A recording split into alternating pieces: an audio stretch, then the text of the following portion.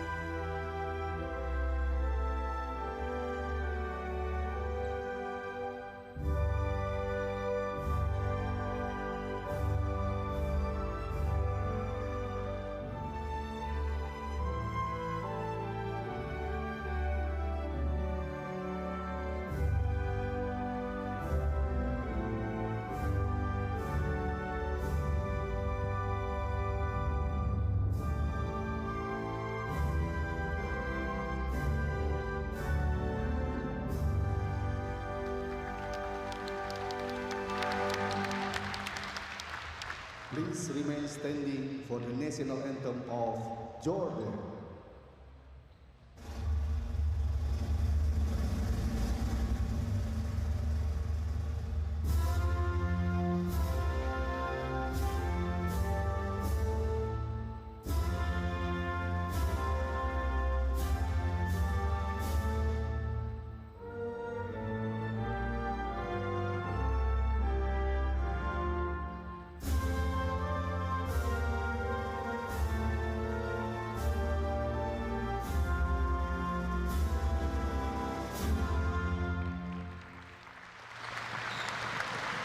So we look at Jordan and New Zealand, and it's not just Jordan that is shorthanded. Max Darling and Sam Meninga also now gone for New Zealand, and well, they're going to have 10 guys now to do the haka.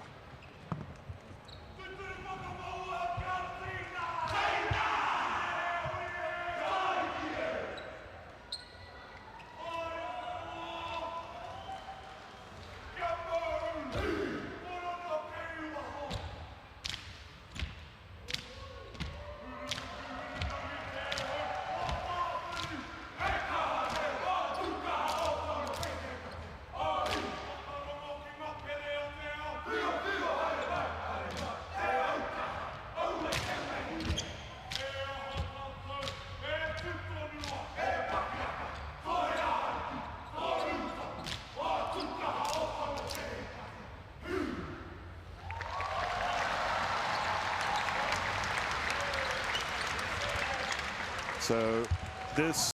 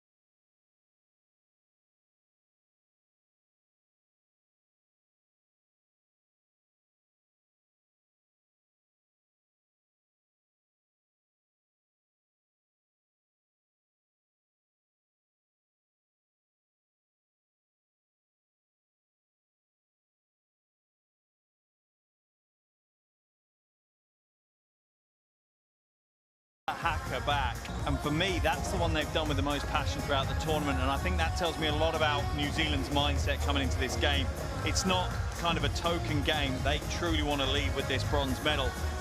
On the other side for Jordan, it's going to have to be a very different look that they put out today. Jordan have got to play small ball. They're going to have to get out and run, push some tempo into the game to make the likes of Smith, Milner and Timmins have to play transition defense.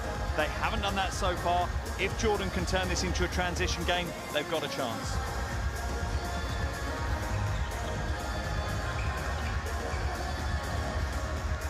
Well, New Zealand played in this game 4 years ago and lost to Korea, or 4.5 years ago against, I guess it's 5 years ago now, isn't it? 2017 in Lebanon. And Jordan have had their time in the limelight. They finished runners-up in 2011, and of course they won the third place game 2 years before that when they were playing in China.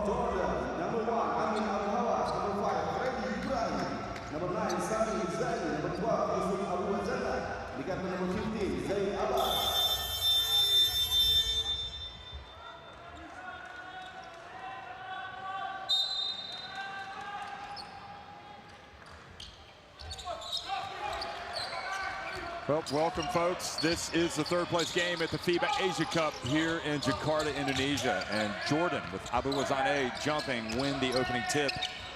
Wearing the white and attacking the basket to the right. And the pass into the paint, stolen.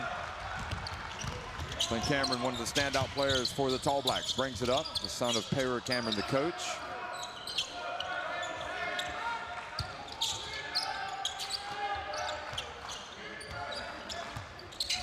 Here he is, into the corner. Smith Milner wide open, lets it fly, and the three-pointer is good. And Smith Milner has gradually got better in this tournament. You know, he's been asked to take a leadership role. That's not his usual kind of position within the team. But he stepped up to the plate in the last couple of games and really pushed his team on. So Ibrahim penetrates, throws it to the corner. They pass it around as well. Abu Wazane gets it out to Freddie. He's got to go. Freddie, tough shot, boy. Yeah, and that's a good start for Ibrahim. He's going to have a big night. Other way, and Tucky Ferguson tucks that away.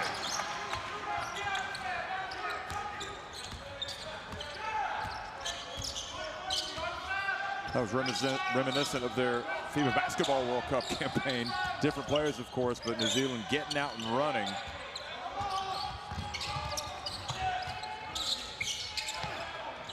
Bazai, who hit some big threes yesterday, and well, Coach Al-Sus was talking about how they really believe in this guy. Ferguson driving in, Bazai gets back, knocks it out of bounds. He went 4 from 5 in yesterday's semi-final, and that was the first game he'd really broken through and shown us what he can do. And it wasn't just the threes; it was the timing in the game that those threes turned up as well. Really helped keep Jordan in with a chance. Ferguson. Baseline jumper.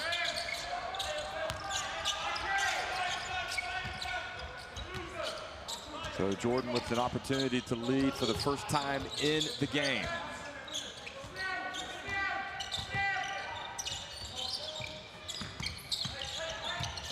Bazai, little pass to Abu Wazane, and kind of took one move too many. Flynn Cameron moves in and misses the layup. And that's an issue I have with Abu Wazane on the floor. He's yet to score a point in this tournament. Played in every game. Ibrahim has come out firing. That's number 3. He looks ready. Yeah, and he is one of those players that loves adversity. Every time there's been a struggle for his team, he seems to really go up the gears. Cameron, nice give and go with Sam Timmins.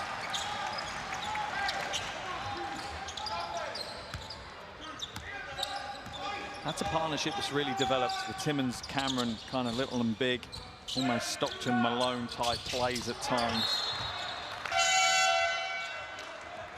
And the ball goes off of Freddie Ibrahim and out of bounds. This was him hitting the three-pointer.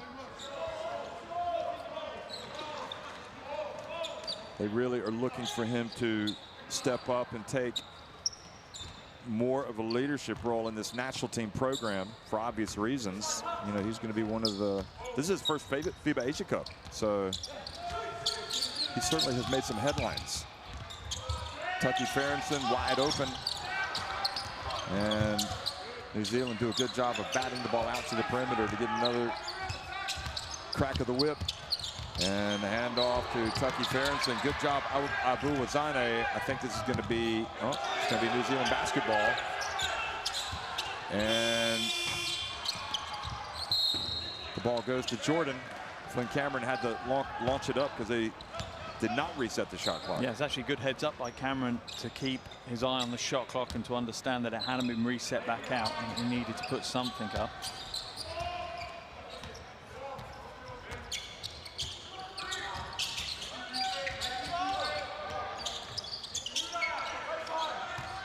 Ferguson on Abu Hawass. Now Cameron gets in the way of Bazai. Abu Hawass. Oh, what a pass and what a recovery by Sam Timmons.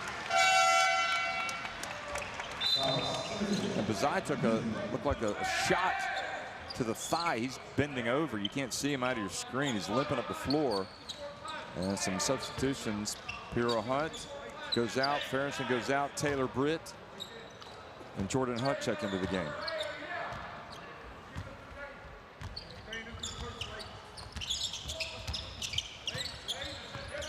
Tay Murray comes in as well. So Smith-Milner out. Hunt was tempted and takes the drive. It's interesting at the moment New Zealand aren't really using that size advantage overly. I'd be so tempted just to go into a low post, just for a couple of possessions, see Timmons work on Abu Wazane. Here's out Abu Hawass for three.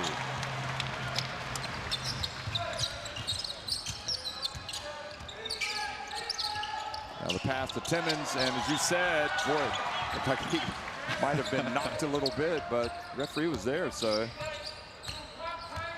I just think the expectation is Abu Wazane is going to probably play at least 25, if not 30 minutes today. Lean on him, run down his energy levels, and that will pay out in the fourth quarter for New Zealand. Abu Hawass, another. They have got that, you know, Bazai and Abu Hawass, obviously very good jump shooters. Yeah, Abu Hawass turned up in that semi-final, 24 points. You know, he was the MVP for Jordan, without question. Yeah, absolutely, he was. And then Bazai reaches in, knocks it away. Here he is on the break. Quick pass to Freddie. And had to attempt a reverse of sort layup. No-look pass to Timmons. New Zealand answer quickly, and that's what you're seeing. Jordan not getting back very quickly on defense at times. So I think Abu Wazane is going to have to take a spell out of the game. He's a bit winded. He's just not been playing the minutes. You know, that's what it ultimately comes down to. He's not been in the game more than 5 minutes a game. Abbas. It looked good. It came out.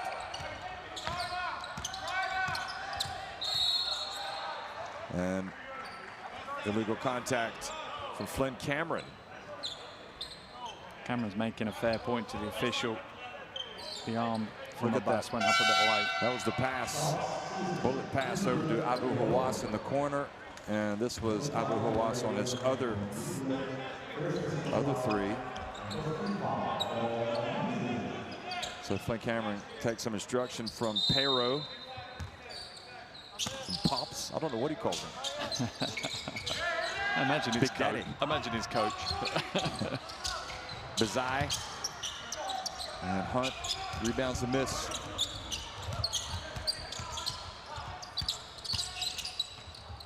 Isaac Davidson in. Missing with his first attempt.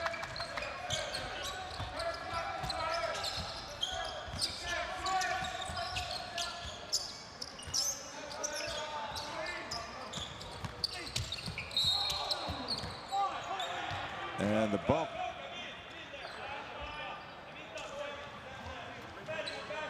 I think the real test for Jordan, although they do have Kynan, real test for them will be when Freddie Ibrahim has to go out of the game, because they're relying even more on him now with El Dwari and Dark Tucker not playing. Yeah, you know, this is going to be the key to rotation. I think starting 5 to starting 5, they'll be quite competitive. It's just when they have to rotate away that it might become a bit more of a gap.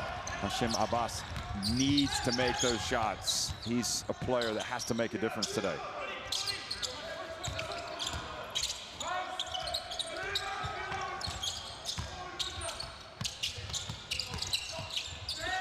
Smith-Miller back in. Oh, Taylor Britt.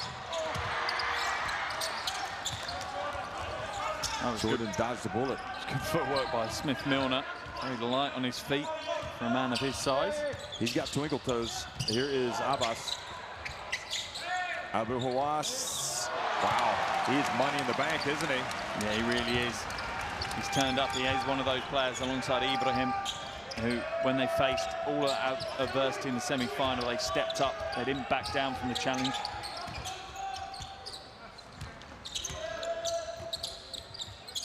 Pull pass to Isaac Davidson. He gets it to Smith-Milner, who's fouled by Zaid Abbas.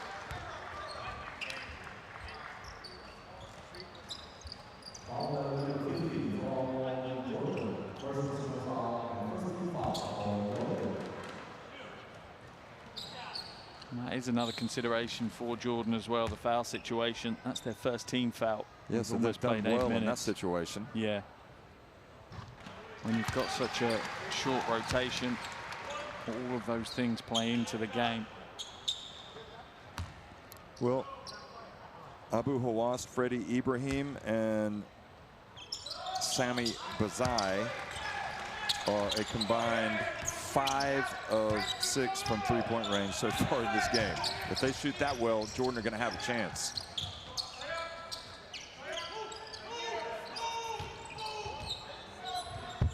Abu Hawass. Abbas from deep. Another. That's 6 3-pointers in the first quarter. And they're going to need to get a lot of their scoring from outside. They don't have front court players who are high scorers. Jordan Hunt. And Taylor Britt right there for the rebound. And that's where you notice Al Dwari missing. Yeah. Just those rebounds wouldn't even be a story.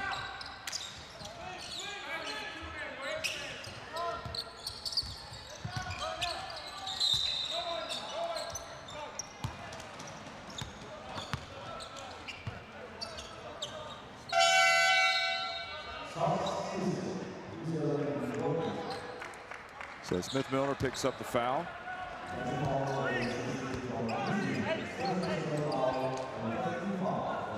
Cruz Piro Hunt back in the game.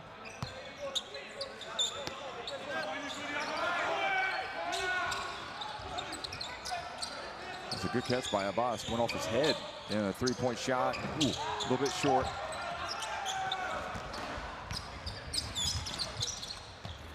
Smith-Milner pulls up on the break. Abu Hawass steps in to take the basketball. And he's just a little short. Piro Hunt now. Quickly to Kane Murray. Jordan Hunt throws it away. Here comes Abu Hawass.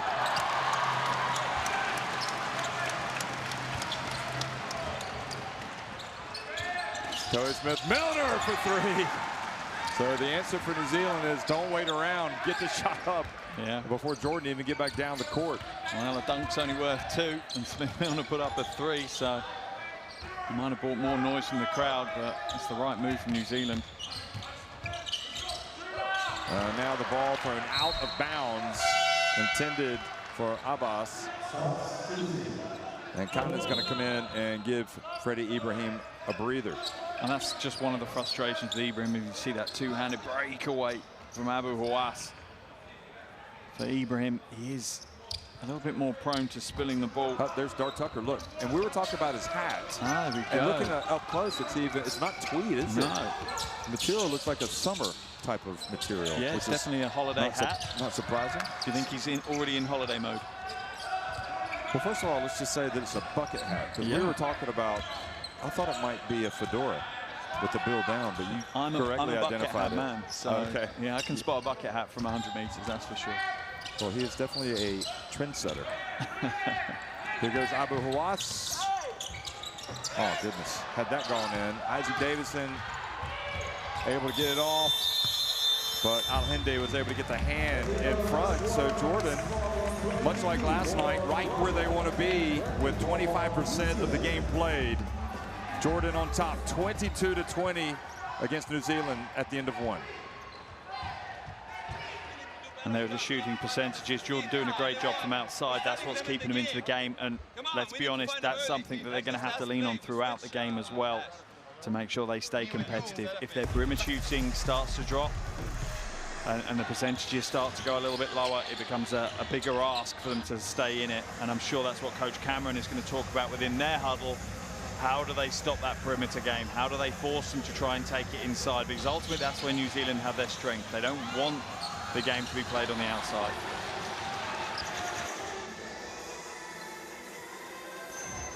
Well, is it possible that Jordan can continue to have this type of success from three-point range for the rest of this game? 6 of 9? Yeah, for me, it's Jordan are a team that I've now learned. This is one of my biggest learnings: don't write them off ever. Yeah. No matter what the score is, no matter what adversity or how many players down they are or what's happened, Jordan just don't give up. You know, different players step up and put in big performances. We're seeing Abu Hawass again stepping in and putting the numbers up for Jordan. But let's be honest, Abu Hawass is going to have a tournament high game. Ibrahim's going to have a tournament high game. And probably another, be it Abbas. Interested to see what Hussein does when he gets onto the floor as well, what impact he has. Well, listen, get the Courtside 1891 app in your smartphones. Scan in the barcode, folks, to get those video streams, schedules, and scores. It is a great app to have if you're a fan, especially of international basketball. Yeah, Abu Hawass, I was thinking if he were to lead them to victory today in the third-place game, considering everything, or even Freddie Ibrahim, you might have to put him on the All-Star 5. I wonder if that might happen. It would certainly increase their chances. Yeah, that's probably the best way to put it.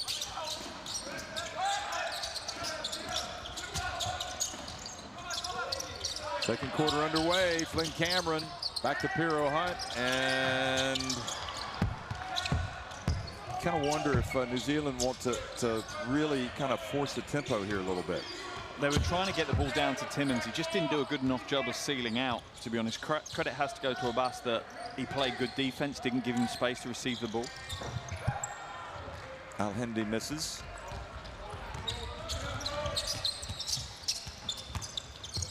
Piero Hunt, tough drive.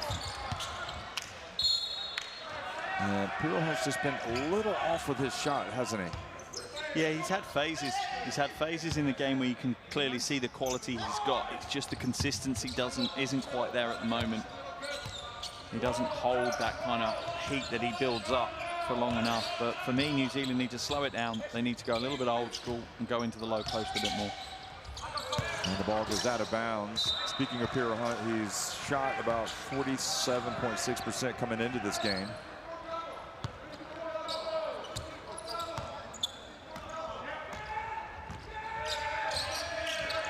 Sam Timmins, not surprisingly, shooting 58.5% coming in. Flynn Cameron over to Piero Hunt. Jordan Hunt finds Flynn Cameron. Just a little short, and it rims out.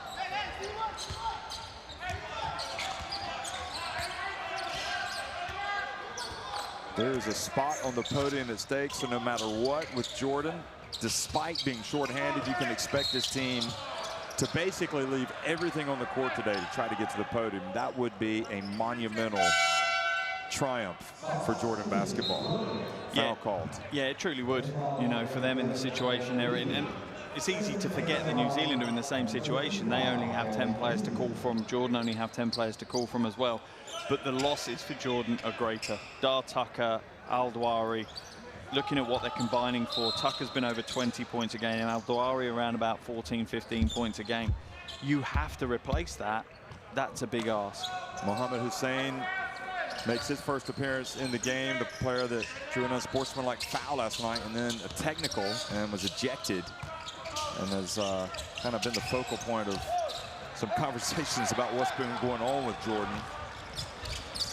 But he's in the game. There's a three-pointer for Ferguson, and Abu Hawass chases down the rebound and sneaking in, getting the steal, and Flynn Cameron almost able to save it in bounds.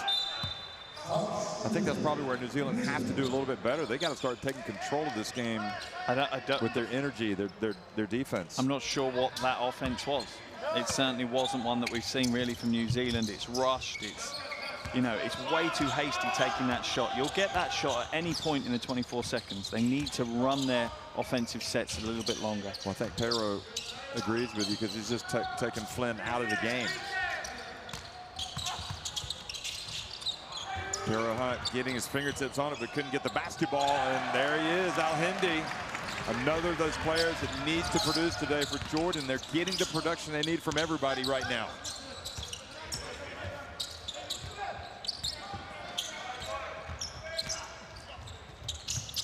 Three-point shot, Smith-Milner. New Zealand are playing their offense too far away from the basket. It's just that simple. They need to either drive to the basket or post someone up. That's what they need to do right now.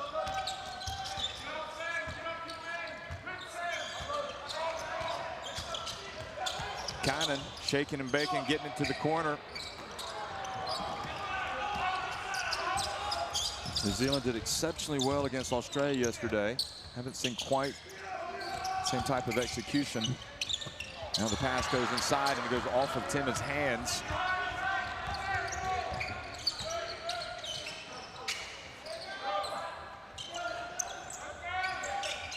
Abu Hawass. Well, I thought that was going in. And Smith-Milner taunted him into that one a little bit by giving him that much space. Tucky Ferguson drives in and takes the layup. Much better. Their first offense going at the basket. Also calls timeout. So it didn't settle. And Abu Hawass picks, well, maybe a little fortunate not to get a foul there. So timeout called by Jordan.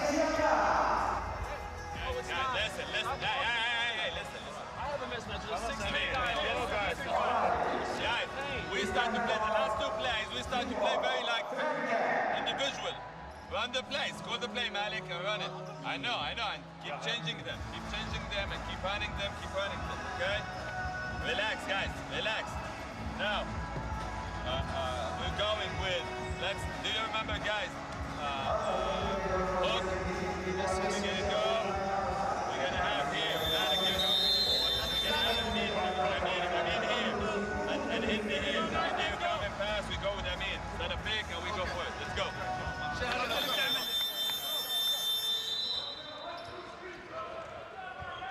It was an interesting comment, Coach Al-Sous saying, what are we doing those last couple of plays? We've played like they are, individual focused rather than team focused, and he's calling them to run their offensive sets.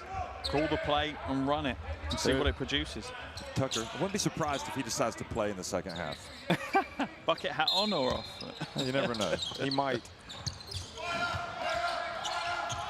It might just be too irresistible.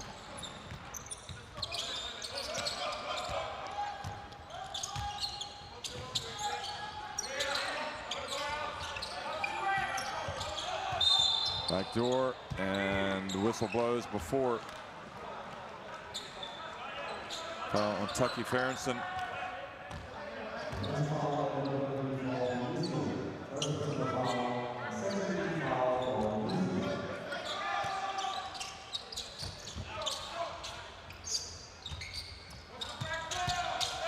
Abbas drives in and he's fouled by Smith-Milner. He got a step. Yeah, Smith-Milner just turned off his defensive brain for a split second and then hip checked him. He took his hand away, but it was too late. Look at him put it behind him, going, nope, I didn't do it. It's too late by that point. The longer this goes on, the more you start to like Jordan's chances. I love what Jordan are doing. You know, Coach Al-Sous said, oh, you're playing two individual. I think they're doing a great job right now. I think they're doing a really good job, and they've got some of the stars sitting on the bench getting a break. That's their biggest lead of the game, 5 points. Smith-Milner, and that reduces the deficit.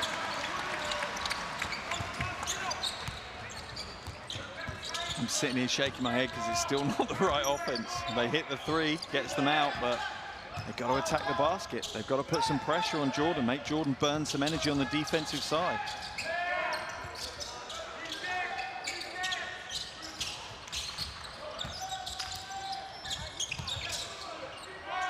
And there is Hussein, the offensive rebound and putback.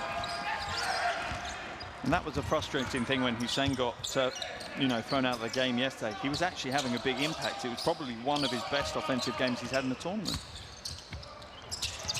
Britt gets inside, misses. Now a chance to run for Jordan. Abu Hawass is so tough, getting in, and he's fouled. Chance for a three-point play. Smith-Milner again picks up the foul, and he's going to head over to the bench.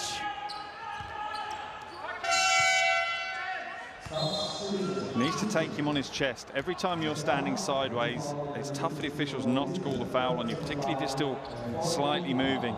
He either needed to dive across in front of him just to put him off, or to try and just square and be, perfectly square in front of him and retreat from that position. So 3 fouls now on Smith-Milner, and New Zealand need to wake up. And look at that. They have the ball stolen on the inbounds pass by Cannon. And I think Perry Cameron's going to blow a gasket the next timeout because his team is asleep right now. Full marks to Jordan for taking advantage of it. And Ibrahim comes back in for Jordan. He needs to carry on what they've been doing. He can't turn it into individual basketball. He needs to keep the team momentum going. That was a tough handoff. Al Hindi almost coming up with the steal. Jordan Hunt. Well, they're going to have to settle for another jumper, and it's going to be a contested one from Taylor Britt. Why is it Timmins is only getting the ball when he's so far away from the basket? Connon on the break, and Tane Murray corrals it. Isaac Davison. Jordan Hunt with the pass back outside to Britt. Isaac Davison again. He's hit that shot in this tournament, and he finally gets it to go. Those Kiwis wear out that left corner, don't they? Yeah, I think there's a slight divot in the floor. It's been used so much.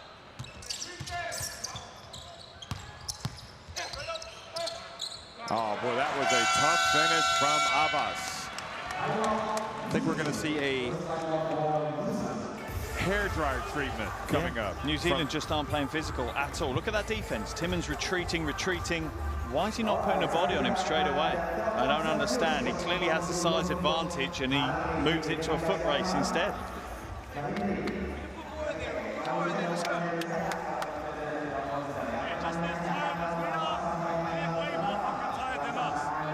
Keep running, keep getting out. Look at kick your hits.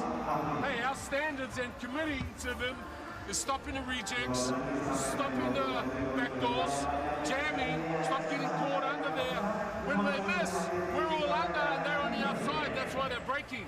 So you guys are not doing it correctly. Jam them in. If they get the rebound, they get it, but at least they're all in front of you. We understand? Secure the ball down there. Good lead. All right, right now start. Here we go. Hey, go. Keep going, fellas. Hold now, where you at? Thank you. Yeah, and a call for standards, and watching the last few offenses for Jordan, I completely agree. Defensively, their standards have certainly dropped off. And Smith-Milner made the point, using colourful language, but he made the point that they're more tired than we are. We have to get out and run. We have to put them under pressure.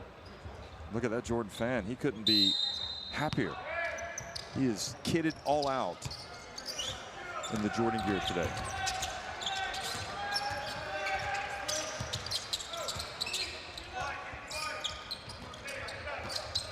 Jordan Hunt from the right. The free ball is not going to win New Zealand this game. And the quicker they learn that, the quicker they're going to be able to fight back in and take their own lead. They're 4 of 18 from three-point range, New Zealand.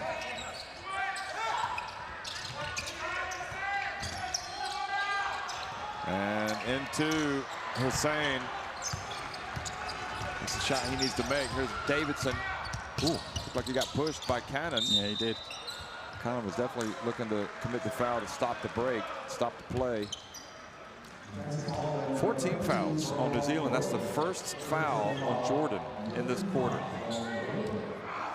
And what does that tell you? New Zealand are settling for outside shots. They're not putting any pressure on them at all.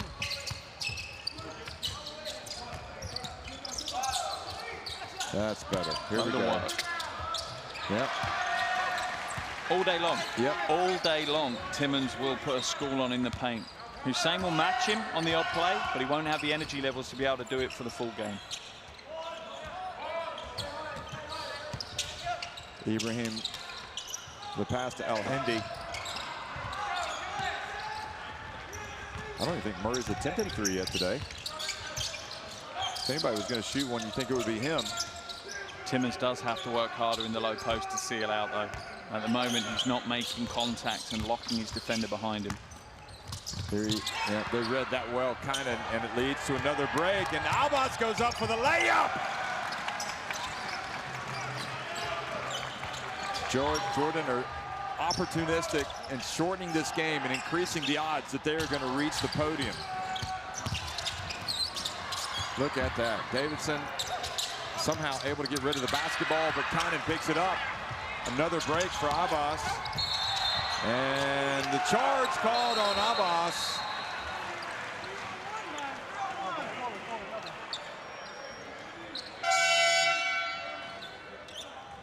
Ooh. Taylor Britt taking one for the team. And well, he was outside the semicircle. Yeah. It's just whether he still had some lateral movement to him or not, really. That was a touch and go one for me, that one. 50-50. Yeah. That's what Alsus is appealing. Anyway, still a 6-point deficit. And Jordan had been able to get out and run off those turnovers from New Zealand. Hey, we got to recognize who's marking us. Tane's had the fucking dunk. Slow feed. Mayday. Slip out, get that switch, or kick it back. Straight into turtle. Hey, 54 punch. All right. Make sure, go down, get that screen, 1, come off, turn out, 4, get ready for the backswing, little jab there, you're going off, late pass in there, we're looking for the pass inside. If not, we get into a handoff up there. Boys, be secure with the ball, be strong and be composed. Here we go. Go. Home yeah, Coach Cameron clearly looking to try and get the ball inside. He's, looking for that inside pass. I'll be interested to see if they take that and they go inside, because his backup, was a handoff at the top, which is what they've lent on for the whole game so far. He's a much more measured tone in the huddle than I think a lot of coaches would be. Yeah, I think he's reading the situation as well. He's got a young team that he knows are on a steep learning curve. I think if this was some of the more veteran players, it might be a slightly harsher tone. Tucky Ferguson for 3. Why is Timmins passing out of the post? He has the size mismatch. The last time he went to the basket, he scored. Needs the confidence, just needs to go and take some responsibility for their scoring now.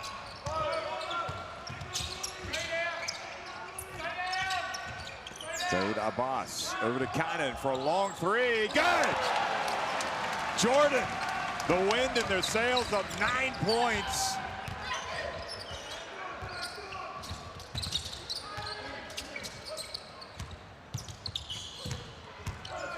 Murray drives, gets it to Timmins. And that, again, is what, and Timmins doesn't need to look at the referee. He's got to play. Good job by Tane Murray. And going for the steal, Murray. Abbas on the break. Oh, he banks it in. Can you believe it? Jordan, against all odds, really, coming out and leading by 10 points in this first half. And look at Ibrahim taking the ball away from Tucky Ferguson. That's just lazy passing.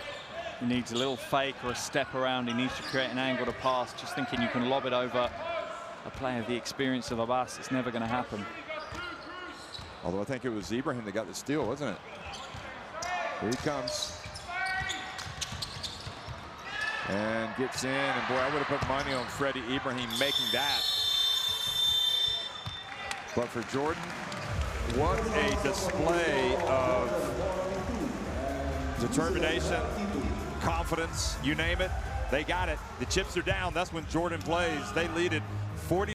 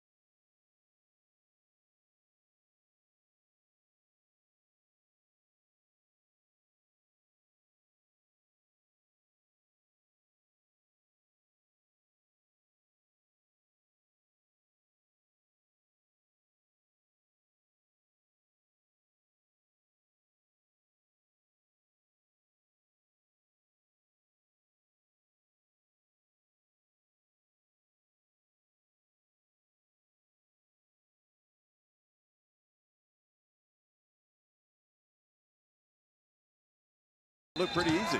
Yeah, and I think the veteran nature of the Jordan roster is helping massively. At the moment, I'm not sure the New Zealand players know how to get it done. I don't think they know how to close out these games at this level.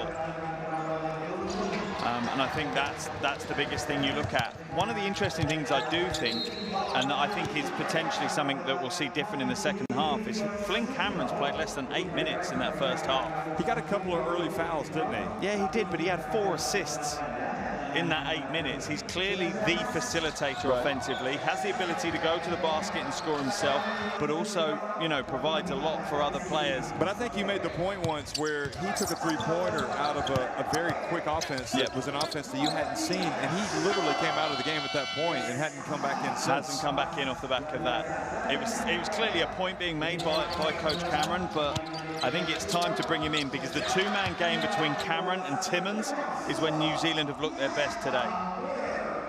And in this tournament. Yeah, absolutely. But you have to give so much credit to Jordan. They literally do not know when to give up. You know, everything is against them in so many games now. They were down by, what was it, down by 8 with about a minute to play against Chinese Taipei. Ibrahim hits the 3. They go up against tough game after tough game. They look like it's insurmountable, and they keep fighting. And if anything, today's game, they're now up by 10 at the half in a low-scoring game. Maybe that's not a good thing for them. Maybe they need that adversity to come out, you know, motivated and ready to go in the second half. We'll wait and see, but an impressive first half from Jordan.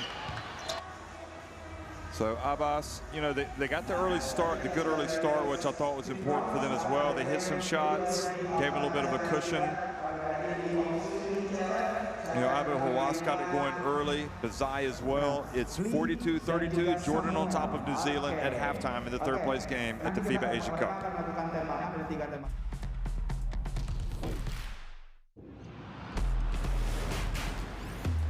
Who will you become when the moment arrives and you're carrying the expectations of an entire nation, representing your people and their dreams, the colorful faces in the streets, the screaming fans in the stands? It's time to make your move. All eyes on you, all hope, all heart.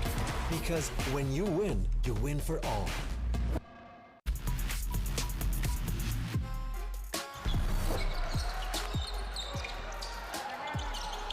Maker explodes, and that was only a matter of time. He scored the last 5 points now for Australia. Look, they got to hurry. They got to get the 3. Goo gets blocked. Eldarowitz has the basketball. Lebanon has shot China. Unbelievable.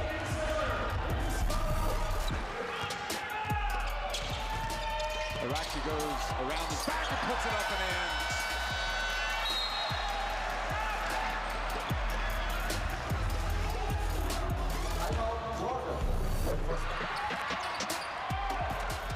Will New Zealand be content to let some time go? No, he's going to go in. Oh, he does it! goodness me! What has Flynn Cameron not done at this FIBA Asia Cup? Araxi got it. Here he goes again. Araxi. But then he turns it up. No, almost. Yes, he does indeed. And now they pass it up. Here comes Abu Hawas. Oh, he gets blocked by Ali. Whoa! What a sensational swat! Just 2 points the advantage. Arledge gets swatted by Joe T. What a tremendous block that was by Joe Chi. The hero of this tournament overall has been Araxi. Here he goes. Puts it up and in. Jordan still has time with 11.8 seconds remaining.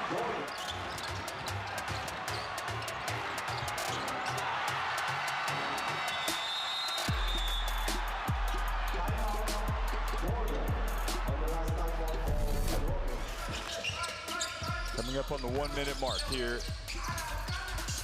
And Al-Quari goes in, and boy does he put the Saudi on the poster. You feel kind of bad for Al-Hawsawi, maybe a bit naive. He'll be having nightmares for weeks on that one. Guess that's not to pick up a third foul. Freddie, he was going in for a dunk. That's great defense, leading to fast break offense. The 2-point game, Zettabas. It might be a 3 anyway. Ibrahim! Oh! I don't believe you are kidding! You cannot believe it! It is stunning! Stunning save to Jakarta!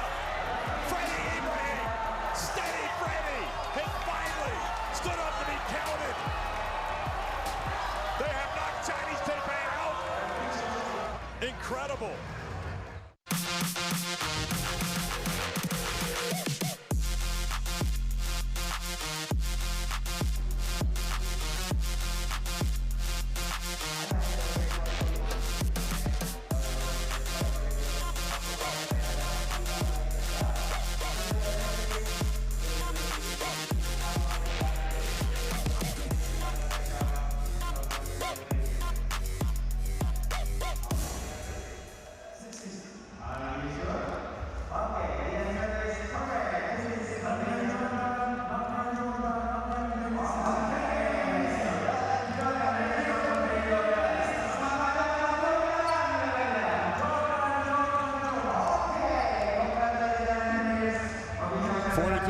New Zealand down against Jordan at halftime. Toby Smith-Milner has 11 points to lead the Tall Blacks. He's hit 3 3-pointers, both free throws, but also has 3 fouls. This was some of his work. And New Zealand have, I think it's a combination of, I don't know, a little distracted, not kind of seizing the moment, seizing the day when it's there to be seized. And, you know, the team that really realizes what's at stake today is Jordan, and they're going for it. Despite being really short-handed. I know the New Zealand without Max Darling and Sam Manunga, but Jordan, as far as I'm concerned, this guy, if they win this game and he goes on to have a big second half, I mean, surely he's going to make the all-tournament team. As big as he's played in the important games, barring Iran, he has been terrific. Abu Hawas.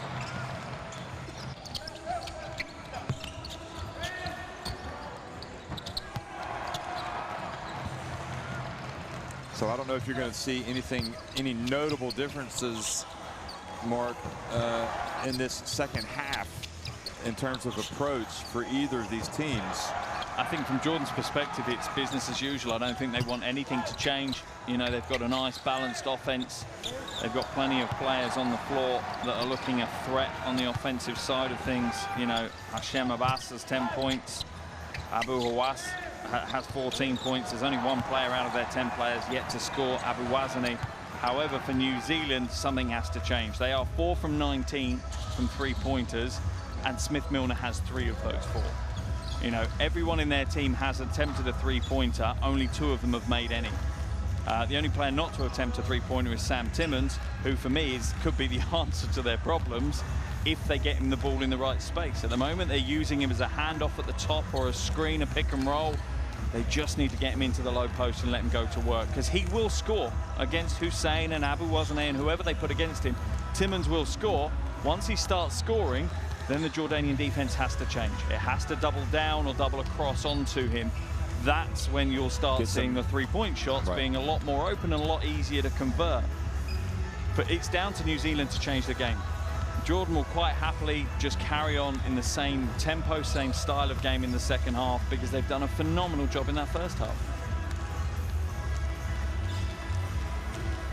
And you've got Abbas, who's been in this position before. You know, he was a part of those teams that finished third and then second at the 2009-2011 FIBA Asia Cups.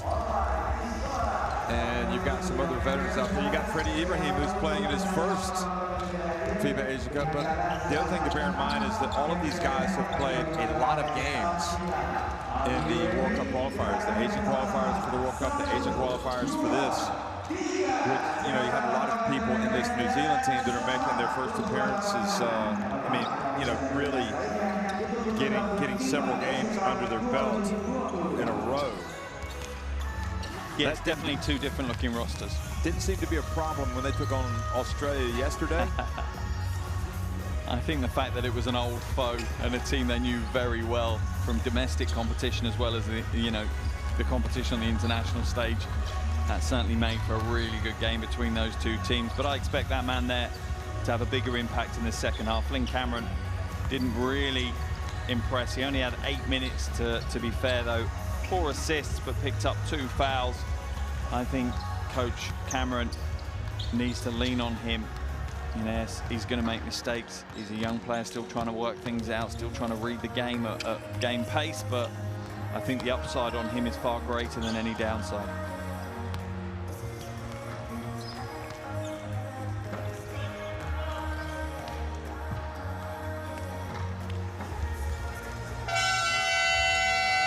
It's also interesting that, well, both of the coaches have certainly played in their share of big games, so I don't see an advantage in that regard, with the exception possibly of Taylor Cameron hasn't done it in the FIBA Asia Cup, whereas Wassam Al-Sus has. I don't know if there's any significance to that. Wassam Al-Sus and his assistant, Abdallah Abu-Khora, both played for the national team in the heyday. Switch with 2 and 4. Back in 2011, you know, when they made it to the final, almost beat China to reach the 2012 Olympics. Came within a made jump shot at the end. Very similar to yesterday's game. He said that's, Al-Sus said a lot of people are talking about that, comparing it. Let's listen to Perez. Make sure we take care of it. It's not too much fun. Make him go use it. Watch the reject. Yeah. All right. We good? Hey, if they don't switch to the 4, they got first the line. Same thing, guys. Same thing on defense. Same activity defensively. We need to dog. We need to box stop. We need to rebound. And there we go. Malik and Fenny, you're doing great. Advancing the move. Whenever we have the chance to advance it, push it. Now, we don't have anything on offense. We run it back. We want to play. We want to play. Okay? Now.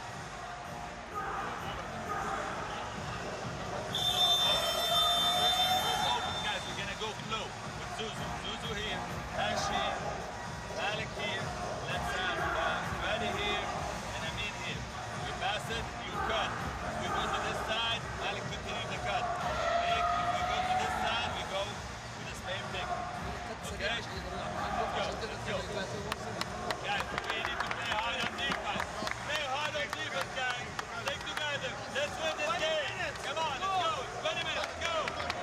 I should say that also the assistant Mohammed Hadrab was also in those Jordan teams that played. So Al-Sus is surrounded by his former players. You look at the FIBA Asia Cup app, scan that barcode in, and you get the indispensable, the one and only FIBA Asia Cup app, which has absolutely everything that you could want to have any information about this competition, including videos, team information.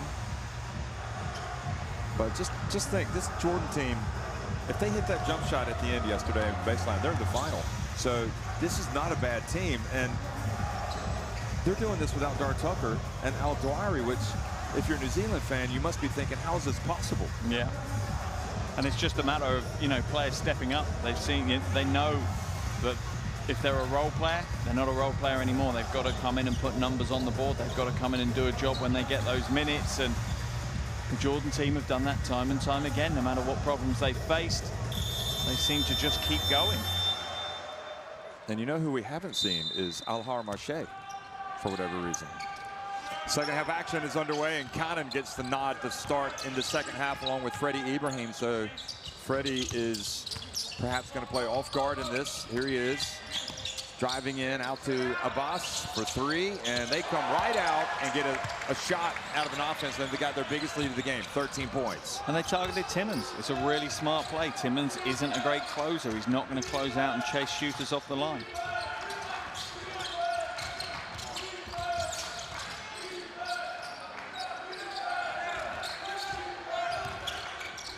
That's what they want to do. They want to get it to Timmons, and how in the world did he make that shot? And the reason it worked on the second go was because Timmons set a much better screen, a much stronger, stable screen for him to be able to push away and roll on. Ibrahim again, this time keeps it and scores. A little floater in the lane. I like Ibrahim as the off guard. I like taking the ball away from him and letting him work away from the ball. Cruz Pira Hunt for three. And it was only because Timmons was able to knock it away that they were able to get the basket. New Zealand seemed to be kind of stuck in that offense.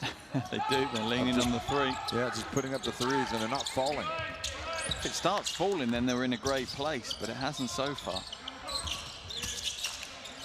You'd think they'd really want to try to force the tempo, get some turnovers. Abu Hawass over to Abbas. And how about Abbas? Everybody's feeling it now for Jordan. They're playing better. They're playing at a higher level.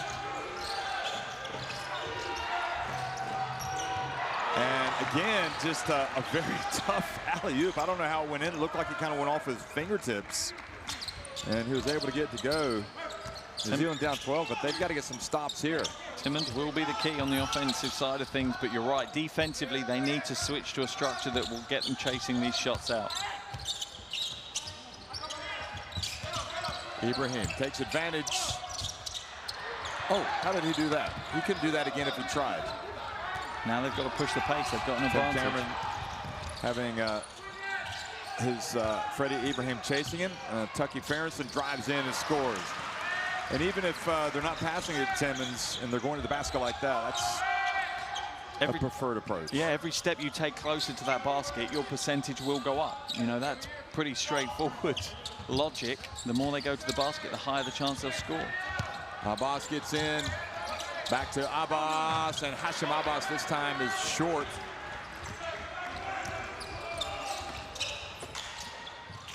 Chris Pira Hunt over to Tucky Ferguson. Oh, certainly, it's not that they're bad shots. That was a good shot, but still, you'd still think you want to make that commitment to go inside. Where have they scored their last three baskets? Inside. Within about 30 centimeters of the ring. You know, that's where you're getting points. What do? Keep going back to the well. Once the well dries up, you go and find another well. Ferguson's 0 of 4 from three-point range.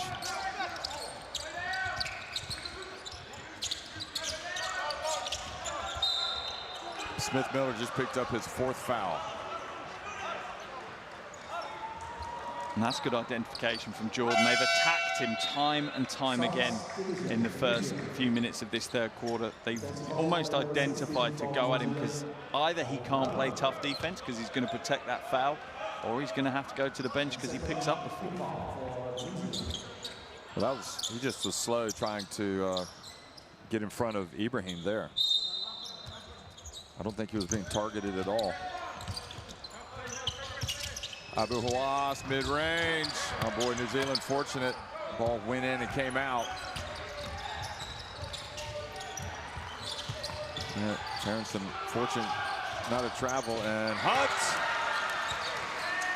He does hit the three. So he's now 1 of 3 from deep.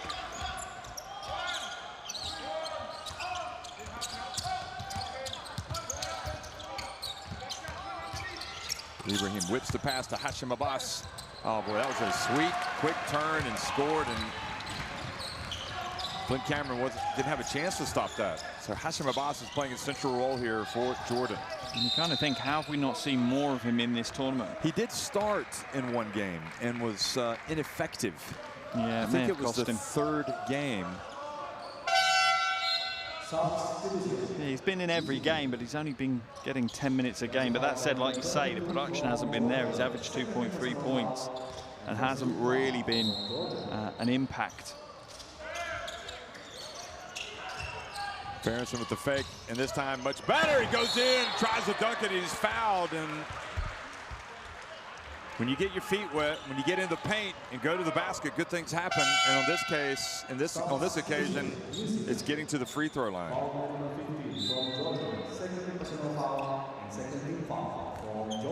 Timmons is going out. Taine Murray, who I thought actually was pretty good in the first half, comes back in.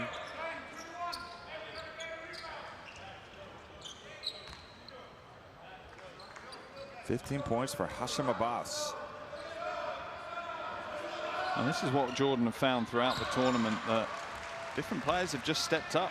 You know, when they've been needed in big moments, in big phases, they seem to have found a new face, or a face that we'd forgotten about, to step into the fire and take the team with them.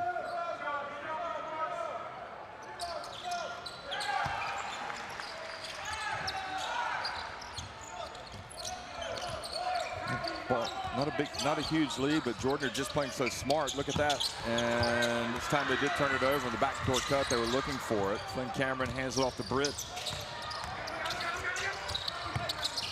Hunt flashes into the middle.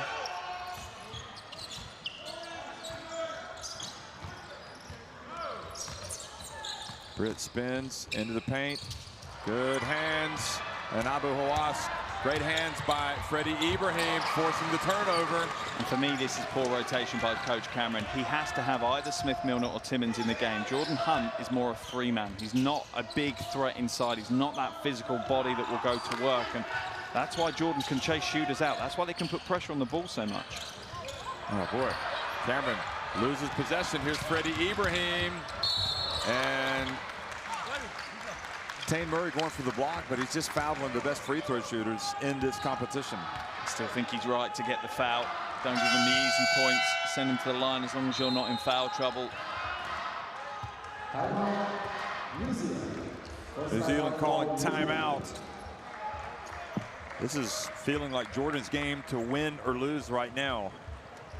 Those last two turnovers, costly and indicative of the type of problems that New Zealand have had all day.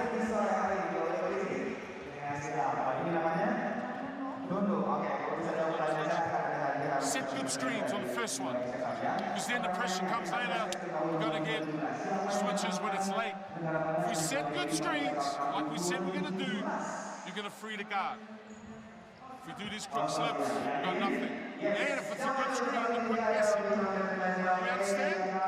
Oh, we got the bigs at the way they now, okay? Looked pretty easy when we drew it up. We haven't got there. Got to set good screens. Yeah. Hey, get back on D.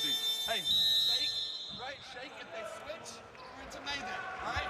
I think the other thing, you know, that maybe slips under the radar a little bit as well is, as much as these coaches are clearly very experienced playing careers, this is a learning curve for the coaches as well. You know, both of them in their first Asia Cup as a coach. They're learning, you know, new rosters, new rotations, different pressure levels as coaches, because it's different to be a coach under pressure than it is a player.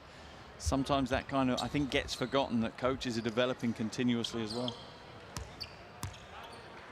So Freddie Ibrahim came into this game as the 8th, tied with Marquez Bolden as at 87.5% from the free throw line, as the 8th best free throw shooter in this competition, and makes the first.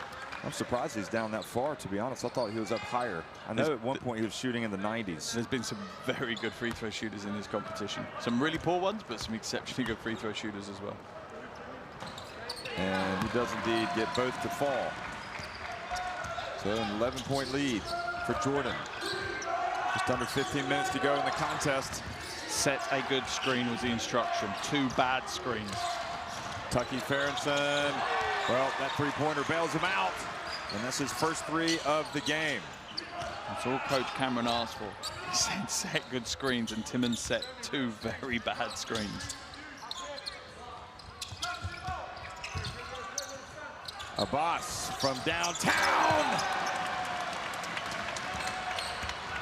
They are looking like a team that is not going to be denied a spot on the podium, folks. Jordan going back up by 11.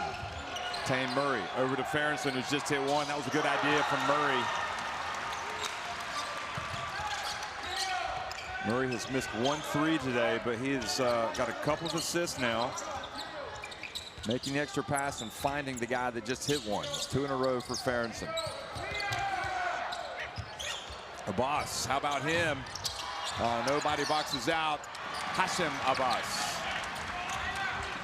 And the small ball from Jordan right now is working perfectly. New Zealand are not adapting. Cameron drives in, has it knocked away by Cannon. And up ahead it goes, out of bounds.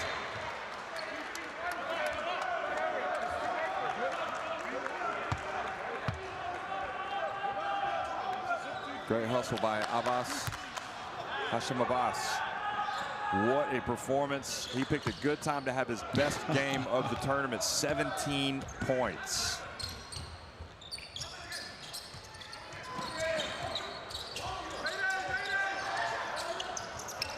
Get Timmins the ball.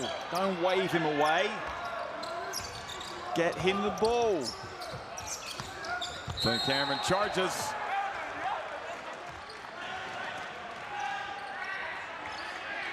Timmins sets a great screen. They get the switch. Timmins has what?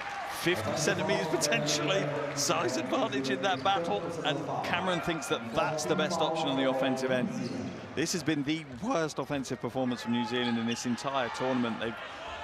They're not reading the game. They're just not reading the game. They're not being able to zoom out and understand how this game is playing out.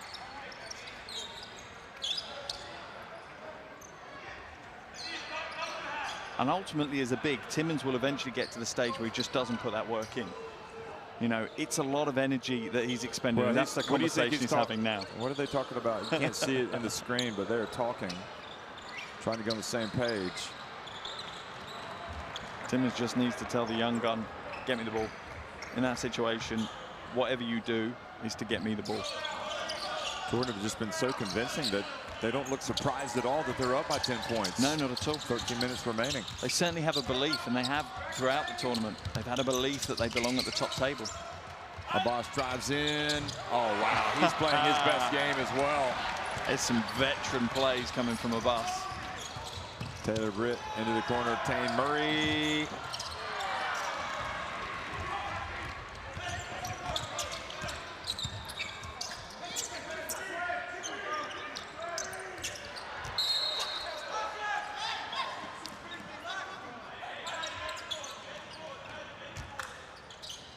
If I'm New Zealand now, I'm thinking about dropping into a zone. You know, Zayed Abbas is doing a great job of dragging Timmins away from the paint.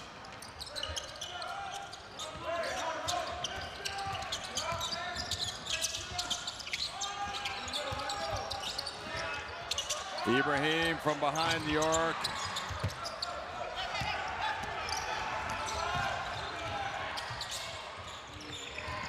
Really, the only good thing you can say for New Zealand right now is they've still got 12 minutes and the lead isn't any bigger than it is. Oh, New Zealand are fortunate to be within 12 right now. They are very, very fortunate that this isn't a 20-point ball game.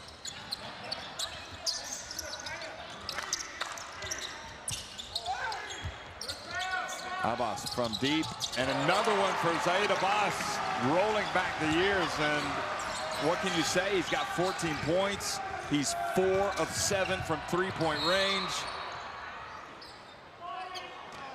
And a technical foul has been called on Cannon.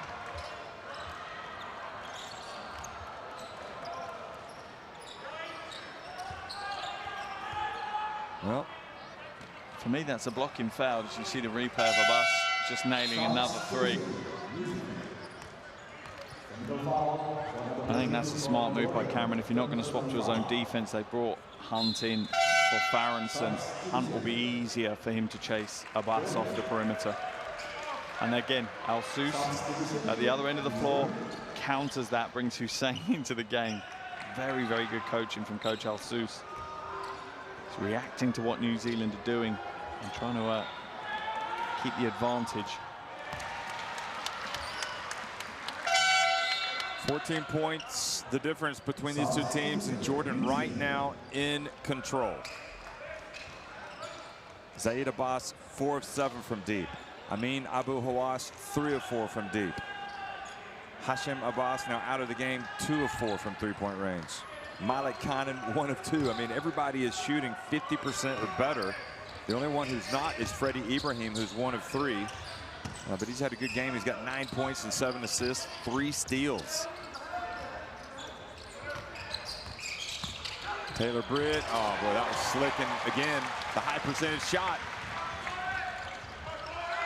You'd almost rather Perry Cameron tell his guys, hey, listen, guys, stop shooting from behind the arc.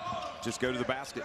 The trouble is they go 5 or 6 without making one, and then they'll hit 1 or 2, and it gets them back into the habit of shooting threes because they think they found a golden patch. Abu Hawass and Timmons, ball goes off of his foot and out of bounds. Good job battling in there, Hussein, for the rebound, not making it easy.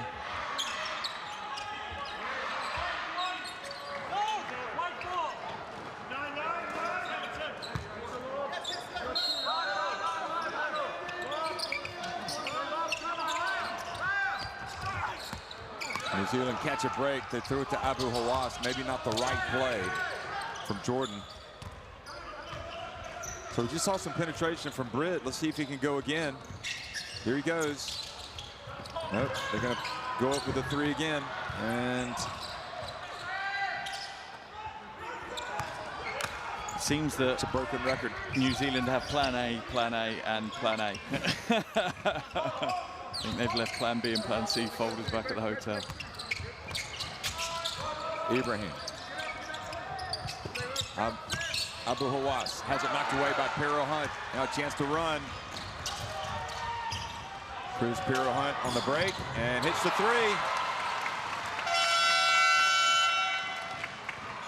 9 points the difference.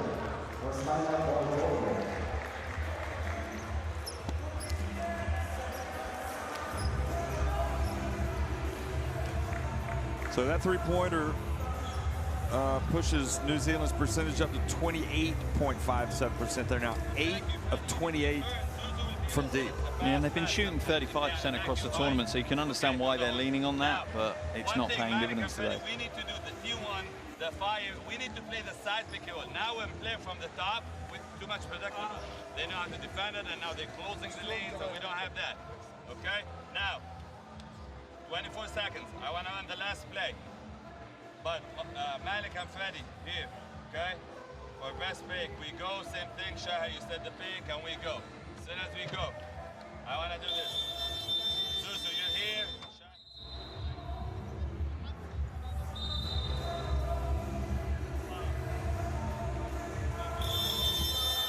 There he is, Zaid Abbas.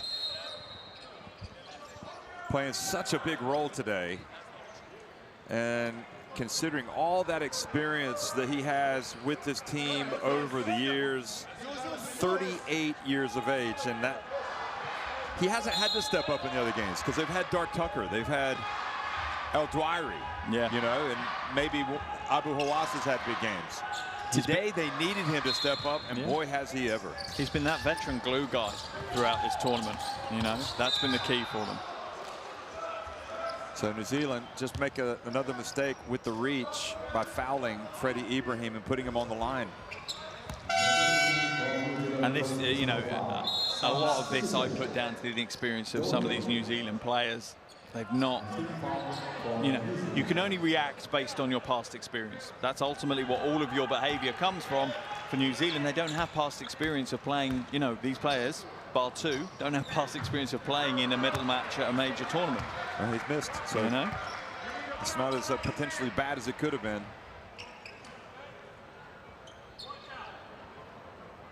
In the high 80s, he's shooting his free throws. Ibrahim bounces the ball, and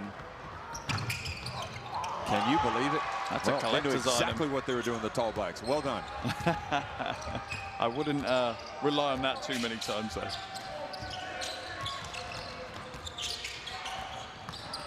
Taylor Britt. Boy, he just looked at the situation, and nobody closed him off. Now, again, you don't want to foul. Here's Abbas, pulls up. So, again, New Zealand breathed. Somehow, how in the world are they down by 7 points with 10 minutes remaining? Jordan, however, are on top, 66-59. And you're absolutely right. You look at the shooting percentages, 8 from 28 from outside. Jordan, 12 from 26. They're doing a much better job. New Zealand need to go inside, 71% when they shoot from 2 points. As we look at the highlights, I mean, we've talked about it all game, but, you know, the other point is maybe, well, they think eventually they're going to fall, so you got the fourth quarter here. Hey, and that, you know, we talk about it, you live by the 3, you die by the 3 when teams are shooting the ball well. You can shoot yourself into form. You know, there's no reason why they can't hit a purple patch right now in the fourth quarter and start dropping 3 after 3 after 3, and if they do, it's down to Jordan to try and stop it. But if you base it on history, New Zealand have not shot the ball well from outside today. When they've gone to the basket, when they've gone to the bigs at times, they've got success. And for me, don't give up on shooting a 3, but have a far more balanced offense than they've shown so far. They've lent way too heavily on that perimeter. And as you said, it feels by the flow of the game and just by reading the game that they're fortunate to be within 7. Well, they were 4 of 9 from three-point range in that quarter. So scanning the barcode for courtside 1891, video stream schedules and scores. Great app to have in your phone. Look at Dar Tucker. He just couldn't go today. He came into this tournament with a back injury. Made so many amazing plays. But he has to be proud of his teammates for coming out and getting the job done. So far, anyway. Smith-Milner has 4 fouls. He is back in the game.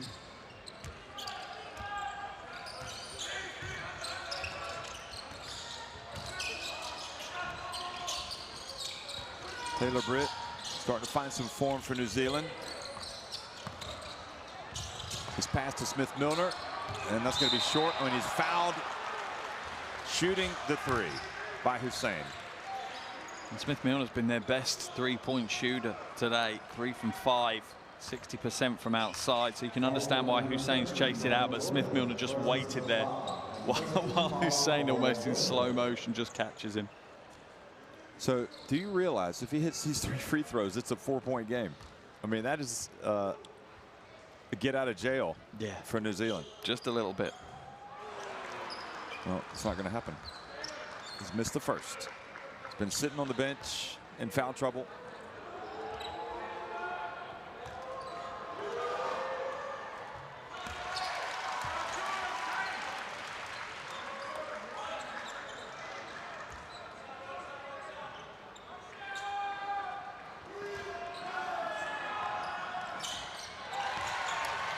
Two of 3 for Smith-Milner, and it's a 5-point game.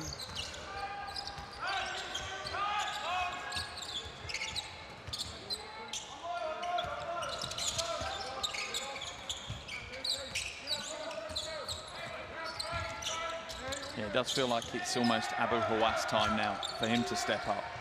That's off to the right just a little, and Taylor Britt rebounds and runs, hands it off to Tucky Farrington, and dribbles it out of bounds. You had no advantage on that offense, Tucky. You had level amount of defense as you did offense. Just slow it down. Read the floor.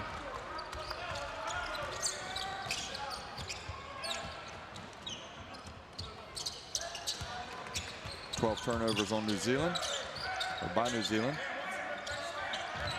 Abu Hawass gets to the baseline. And look at Hussein putting up the 3. Nobody boxes out Zaid Abbas, who misses the layup.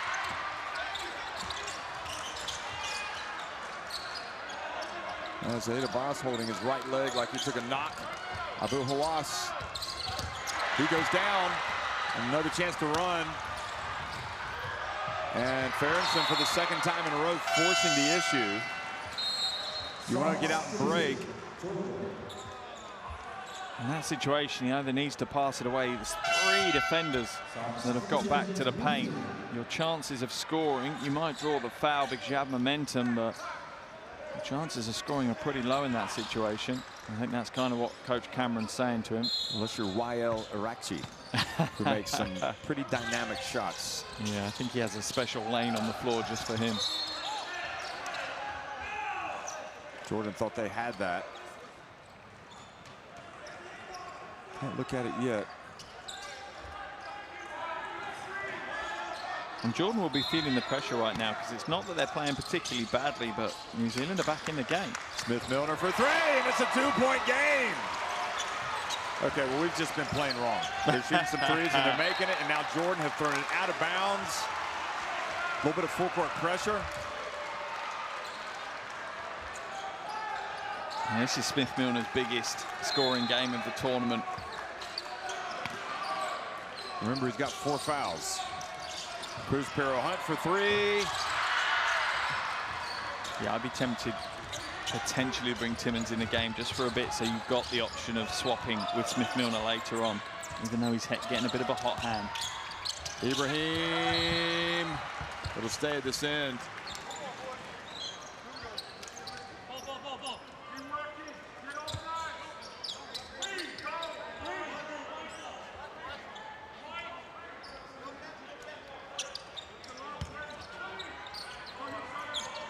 Now for Jordan's big players to step up, the likes of Ibrahim, Abu Hawass, and he's on the floor, and Zaid Abbas, I think, will be the go-to. Cannon from deep, that's short. And the ball goes off of Zaid Abbas. And this is the first time Jordan have looked a little bit lost on the offensive end. Yeah. I don't think any player on the floor really knew what they were running then. It just kind of fell apart. And that's when they didn't get the good option.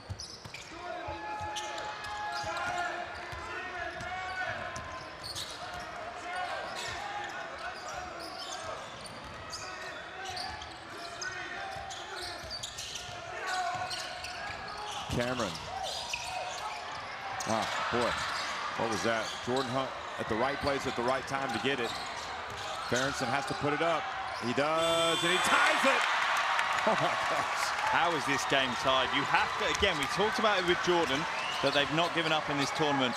You have to say the same for New Zealand now. They've not backed down at all. They haven't, but that was not a thing of beauty, that offensive set. And you're right, Jordan just out of sync offensively now.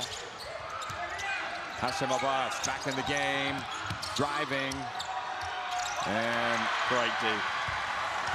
And Smith-Milner walking a tightrope, trying to not look like he's getting anywhere close to those Jordan players defensively, because he knows he needs to be on the court for as long as possible.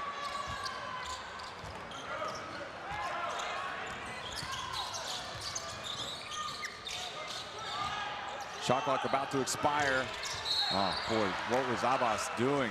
Just fell asleep, split second. Shot clock was at 1.7 seconds. But on that screen at the top, Smith-Milner's doing, setting a strong screen. Jordan is switching. Smith-Milner then rolls to the basket, and he's got Cannon guarding him. Why is he not locking him down and posting up and asking for the ball? Oh, boy, Cameron just loses it. Now 2-on-1 break. And Abbas drives in and scores. And that's when you're struggling offensively, there's nothing like getting a turnover and a fast break. Yeah, 4th turnover of the game for Cameron. He is struggling to control things at the moment. I wonder if Taylor Britt might come back in. Here comes Ferguson. Ooh, steps back for 3. Cruz Pero Hunt with the rebound. And didn't know what he was doing. Lost possession. And this is almost a battle for composure now for both of these teams. Whichever team can find some composure in this business side of the game. And now Freddie Ibrahim turns it over again. Smith-Milner from deep. Good! New Zealand somehow, some way, had battled back to take the lead. Smith 19 Milner. for Smith Milner. Smith Milner needs to take a lot of the plaudits today. He has come in and played a captain's role. It's been quiet at times in this tournament. I've leveled criticism against him for that. But he has stepped up and played a really tough balance. 4 fouls, he's playing tough D, stepping in and contributing the offensive end. Okay, so what we do? Freddy, you're here. Malik with the ball. Wesley, play on the same side with Freddy. We pass Hash. You come in here, we pass it. Malik, you're going, pass. We pass it to Malik. Malik, as soon as I was start to go, pass it to me, attack. Okay? Guys, we need to play hard. We need to play hard. I know you're tired. I know that. I know you're tired. Come on, keep grinding. 6 more minutes. Keep grinding. Come on, let's go. Let's go. Let's go. On defense. On defense. Smith Milner, remember, he got fouled shooting the three-pointer. He made 2 free throws. And he made that 3, of course. Tucky scored. But on that occasion, he passed it back out to Smith Milner for the go-ahead 3 ball. So Smith Milner today, and New Zealand, the New Zealand fan looking on, maybe like us, stunned that this team is still in it. They've taken the lead. Needs to get up over the half, only just in time.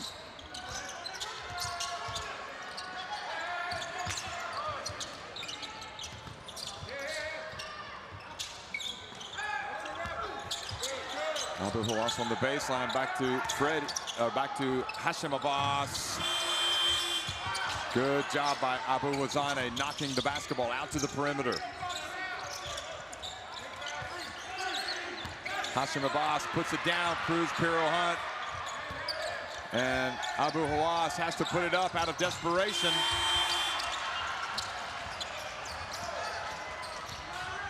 Now Taylor Britt, who has come back indeed for Flynn Cameron, brings it up. Smith Milner doesn't hesitate. Good! Look how he's feeling it. Tony Smith Milner. He is unconscious. There's no other way to describe it. You saw the confidence as he stepped into that. That was going nowhere but through the bucket. That was just wonderful. He is 6 of 8 from 3-point range. Tony Smith Milner. New Zealand pull this win off. It's pretty clear who the TCL player of the game is going to be. Well, Freddie Ibrahim couldn't quite get it to go. It's just kind of odd how Jordan has just kind of gone off the rails in the 4th quarter after playing so well for 3 quarters. Yeah, it was. We saw it in the semi-final, but that was kind of understandable because it was off the back of Hussein being technical fouled out of the game. And, you know, today it just seems to have happened naturally, and fatigue may be a part of that. True. Cody Smith Milner again. Go! On fire! 7 of 9 from 3-point range. Who knows? Maybe a spot in the All-Star 5 beckons for Smith Milner. This has to be a career night in that Tall Blacks jersey for Smith Milner. Has to be. Hashim Abbas. And again, another chance. And New Zealand do not need to be in a rush. He's gonna, and he was fouled by Hashim Abbas. It's almost unfortunate because when you see a guy getting the type of form that he's in, you know it's going in. The pump fake. And the whole crowd wanted it as well. Everyone, all of the crowd except here for the wanted Jordan it. fans. Yeah.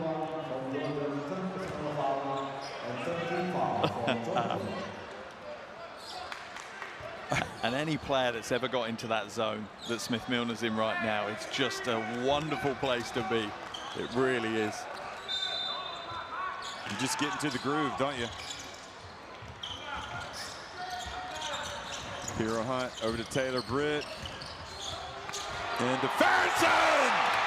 And that time the threat of the 3-pointer and having to guard everybody, the movement was perfect. And how do Jordan come back from this? I know they can.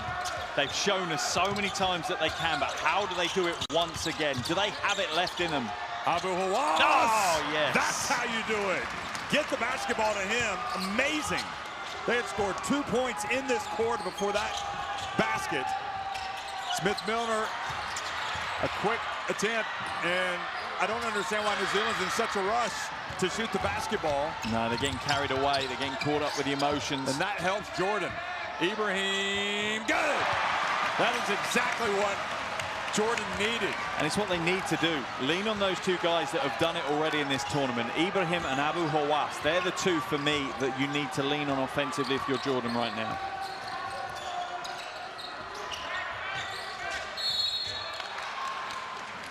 Conan appealing for a double dribble. I thought they might, but I guess he didn't catch it cleanly. Abu Hawass. Smith-Milner's going out of the game now as Timmins will come back in, but he shows some appreciation to the fans as well. I like that. Just puts his hands up. That was Tucky Ferguson with the slam from the baseline.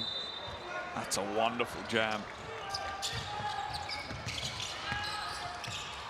Oh, boy. Ferguson, costly turnover. For me, that's Piro Hunt. That's not Farrington. Piro Hunt has to be in the corner. If someone's driving that baseline, you want to be in that corner. That's, right. That's the kind of get out of jail. If all else fails, I know I've got someone in the corner to get the ball to. So now a few turnovers. Yep. And all of a sudden, this Jordan team that was on the ropes, and you're asking how can they get back into it? Well, they are back into it, and now they can tie it with a three. Zed Abbas! Oh, this game, this tournament, it just keeps giving us amazing games, amazing finishes.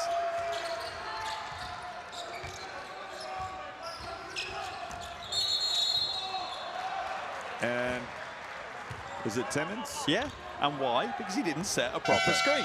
It's that exact slip that Coach Cameron was talking about. That's exactly what he was talking about. You can see it here, doesn't set the screen, just rolls straight away. Just got him right in the face. That's an area of the game that Timmins needs to work on. If he could set effective screens, then that really opens up a completely different look to play off him with. Smith-Milner quickly checks back in for Timmins, and I wonder if he's still got a hot hand. When you think about having to set a screen, out of all the things you have to do in basketball, it doesn't seem like it would be the hardest thing to do. It can become complicated when you start talking about what angles, depending on where, you know, what action you want to come off that screen. But just to set that basic screen, if you can do that, that's a pretty good skill to master early on. Abbas at the stripe. Conan for three. They left him open and just grazed the net. Then Cameron.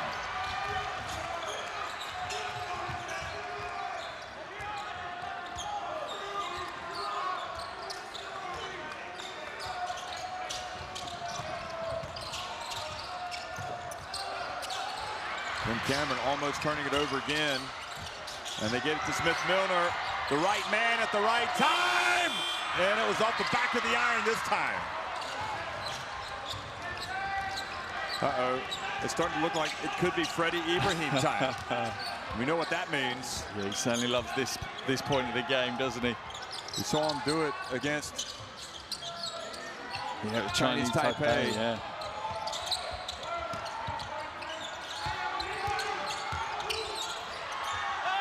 And Abbas gets blocked by Jordan Hunt, and it'll be 2 free throws. That's a great read by Abbas, using every day of that veteran career that he's had. Managed to draw the foul with pretty much no time left on the shot clock.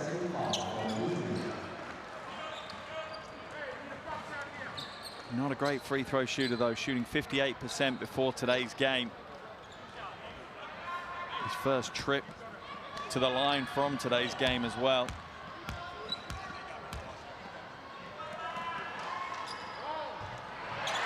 Boy, Zaid Abbas, crucial free throw.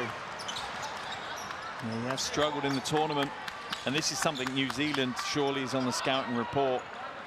You don't want to send Ibrahim to the free throw line now if you're New Zealand.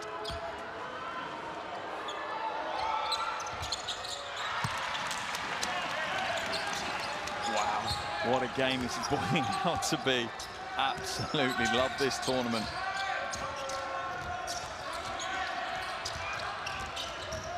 Taylor Britt, New Zealand up by 2. Now they're slowing it down. Just several seconds on the shot clock. Taylor Britt. Oh, what a finish that was. How in the world? Taylor Britt is so good driving to the basket. It's just the composure. He doesn't seem to, you know, you look at him and you're like, he doesn't look like he's got a strong upper body. He looks like he'd be easily bumped out of the lane, but he has control in those moments. He's ram tough. Canterbury ram tough. Now Freddie Ibrahim for three, goes down. Yeah, he was too busy trying to sell the foul. And New Zealand close to putting this thing away. Slow it down now for New Zealand. They just need to run the clock. Jordan need to come up. They're going to commit the foul. So that's smart.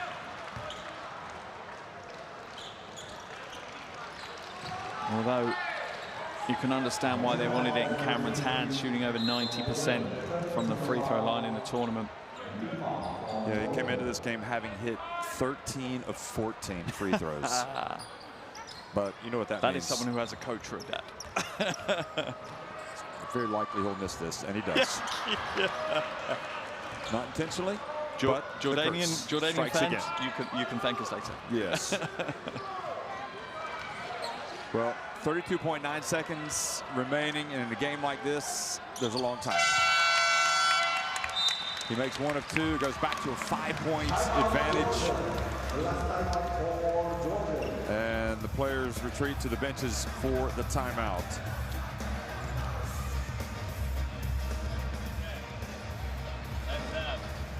Ready, passing the ball. Malik, your corner. I need you here. What's that? Zuzu. We run in Chicago. Zuzu, get in and out. We pass it at the same time. I need you coming this way. Set a pick. What's there? As soon as the pass, boom, go. If you can curl for the pass, for 2 points, do it. Does not have to be a 3-point. You can curl, pass. If not, pass for the shot. Hit it. Yes, you. I mean, he's gonna set a pick for you. You're coming on the pass. Flip. You can. Watch now. Watch now. We need to score and to pass. Score and to pass very much. You want pass. Smith-Milner has been unconscious from outside tonight. He's enjoyed the performance. The crowd has certainly enjoyed his performance as well.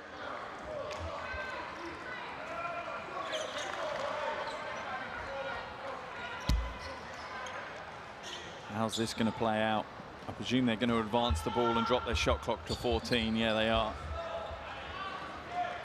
And Coach Al-Sous is right in that timeout, saying it doesn't have to be a 3. If we get a quick option, a quick look at a 2, then that's fine as well, because you're going to need more than one score anyway. There is the man you would imagine is going to get his touches. Zaid Abbas has hit some big shots today. Freddie Ibrahim, obviously, an option. And Zaid Abbas has it. Now he goes, takes it inside. Oh, and he double dribbles. Unlucky for Zaid Abbas.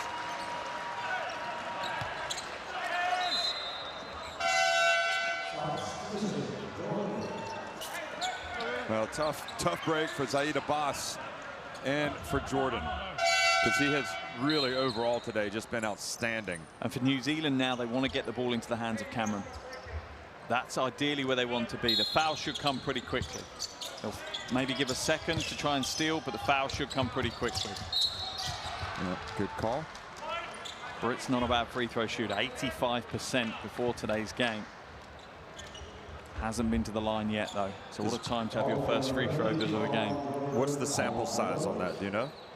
No, don't have the sample size. I'm sure you'll tell me now. I don't think it's huge. Well, it's not bad. It's 11 of 13. So he came into this 11 of 13. And of course, just like Flynn Cameron, he's now going to miss the first. This point of the game, yep, it becomes a little bit harder to make free throws. He certainly does. That ring seems to shrink at this point of the game, right? The ball gets bigger and the rim gets smaller. It's really overall hard to imagine that New Zealand, at the end of 3 quarters, you just would not have anticipated. Wow, they've got a foul again. Jordan have got a foul. Yeah, they got the misses that they needed. It was such a bad miss that the ball bounced out. Incredible. Yeah, I don't think Jordan were expecting him to miss both. So when he missed the first, they were kind of just ready to take the inbound. Jordan have no timeouts left as well. which is a big loss for them. It means they can't advance the ball. But I don't know if it is a big loss for Jordan, because I feel sometimes when they get into that flow of things and become a little bit more subconscious about the way they play their offense, it becomes a bit more fluid and easier for them. Boy, it's really hard to score at this point of the game for this New Zealand team. Yeah, you get inside your own head as well.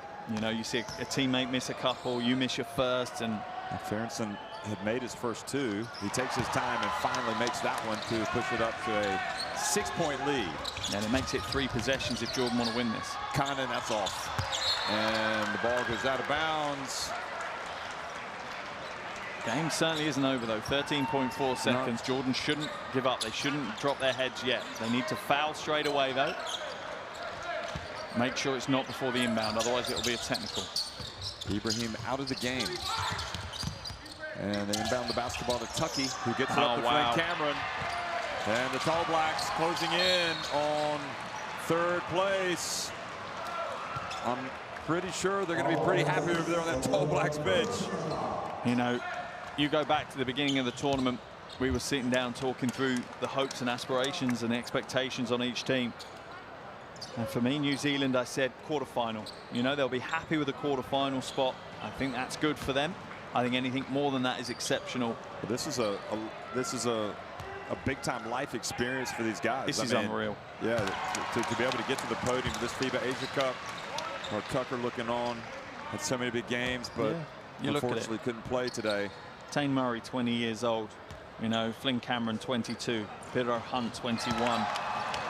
These are young guys with so much of their career ahead of them, but what a building block to launch off from. Well, Abu Hawass puts it up and misses, and that is it for Jordan. Heartbreak for them. They played so well for 3 quarters.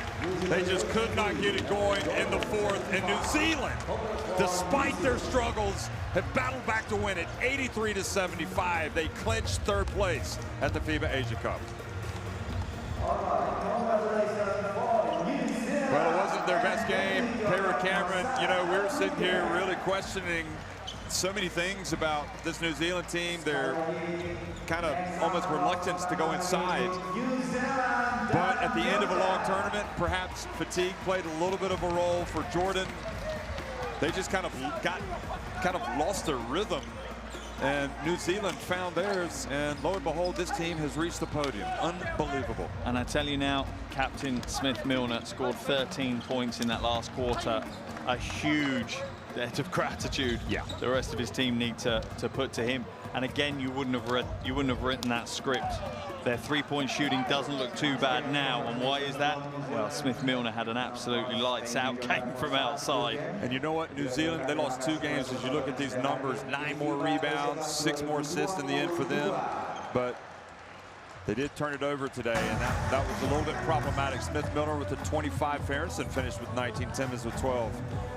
The only 2 teams to beat New Zealand at this FIBA Asia Cup are meeting in the final. And that tells you how good this New Zealand team is, and the fact that really they were competitive as well against both of those teams.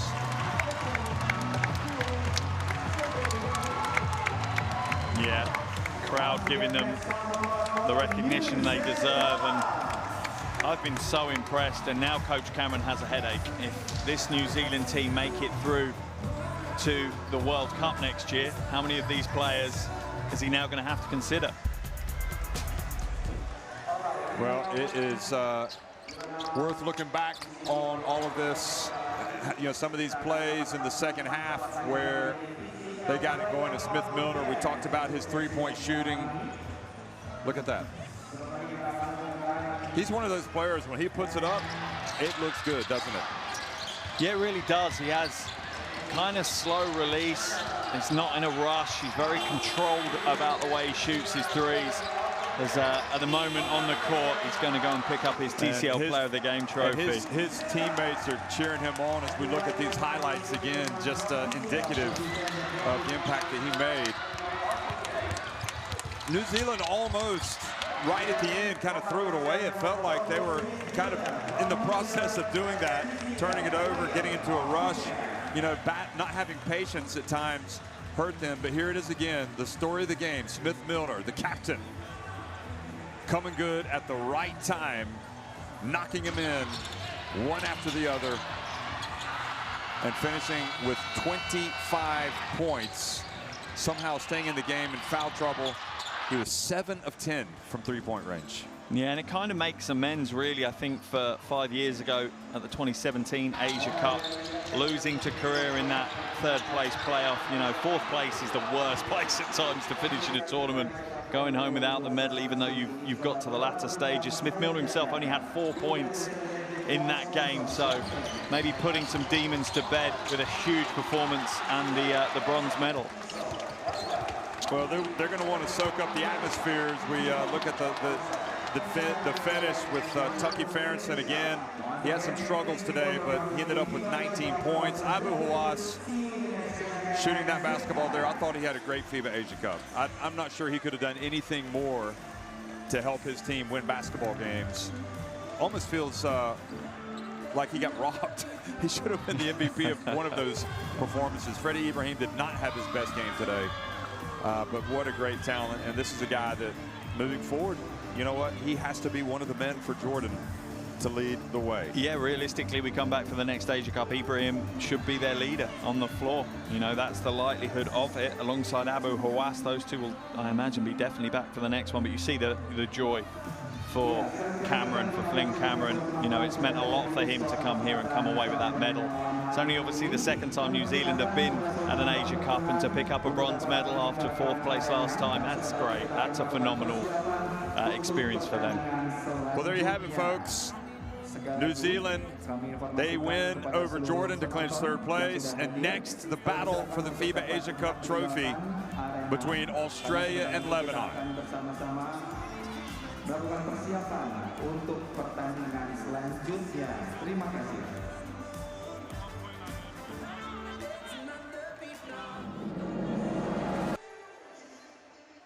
Well, with an average age of just 23, New Zealand have really shocked Asia by traveling to Jakarta and clinching 3rd place. They overcame a Jordan team that was shorthanded, but they battled. But it's the Tall Blacks on the podium at the FIBA Asia Cup for the first time.